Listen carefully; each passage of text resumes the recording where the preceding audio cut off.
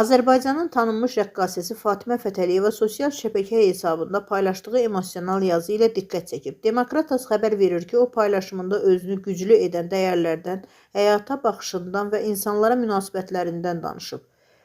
Fətəliyeva bildirib ki, onu güclü edən əsas amillər şükr edən qəlbi, nifrəti tanımayan dili və özü ilə barışıq içində olan xarakteridir. Rəqqasə mərhəmət, nəzakət və yaxşılıq anlayışlarının həyatında əsas prinsip olduğunu vurğulayıb.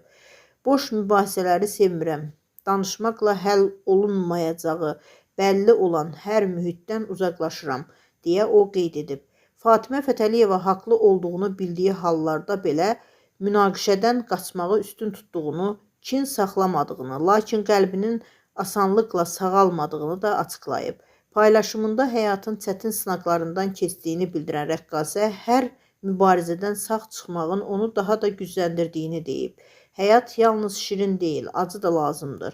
Fatimə Fətəliyeva gücünün əsas mənbəyinin yaradan sevgisi və taleyə olan inancı olduğunu vurğulayaraq həyat fəlsəfəsini belə ifadə edib: kim nə edirsə özünə edir.